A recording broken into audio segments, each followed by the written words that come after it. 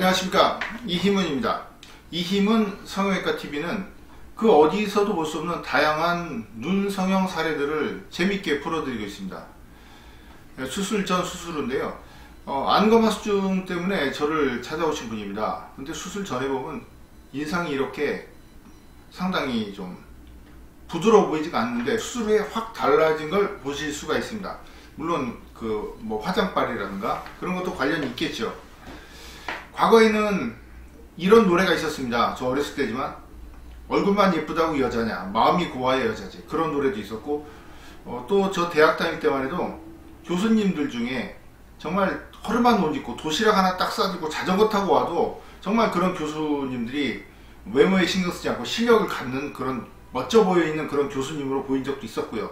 그렇지만 요즘은 아마 그렇게 좀 허름하게 하고 다니면 수강생이 많이 줄지 않을까, 그렇게 생각을 합니다. 그만큼 외적인 부분, 자신의 아름다움을 나타내는 그런 부분도 중요한 시대가 되지 않았나, 그렇게 생각합니다. 자, 이분 같은 경우는 원래 본 바탕은 상당히 예쁩니다. 그런데 눈을 보시면 반항적인 눈빛, 삼백안 증상, 화가 났든지 아니면 자각깬 느낌입니다. 자, 왜 이렇게 됐을까요? 수술이 잘 안 돼서 그렇겠죠. 그렇지만 본인이 눈을 억지로 뜨고 다닐 수는 없는 것입니다. 저한테 며칠 전에 상담 받으러 오신 분들 중에 한 분이, 그 전에 그 수술한 선생님이 눈을 크게 뜨고 다니지 왜 작게 뜨고 다니냐, 좀 구박을 받았다고 합니다.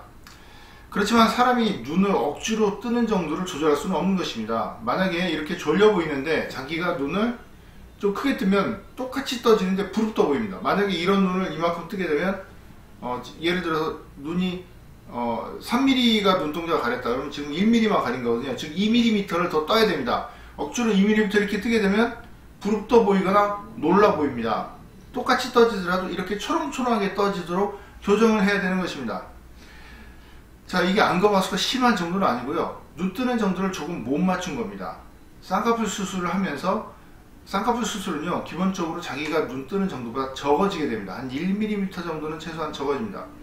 그런데 그냥 무리 없이 지나가거나 모르고 지나가거나 워낙 눈 뜨는 힘이 좋기 때문에, 아니면 예외가 있어서 지나가는 거지, 실제는 쌍꺼풀 수술 자체가 눈을 덜 떠지게 하는 그런 문제가 있는 것입니다. 그래서 눈매 교정 수술이나 안검하수 보정이 아주 중요한 부분입니다. 이렇게 눈 뜨는 정도를 충분히 조정해서 밝고 또렷하고 초롱초롱한 느낌의 눈을 만들 수가 있는 것입니다.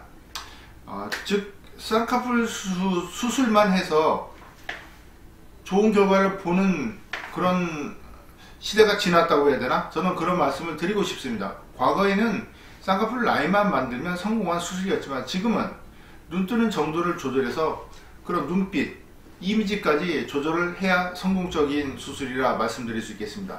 시청해 주셔서 감사합니다.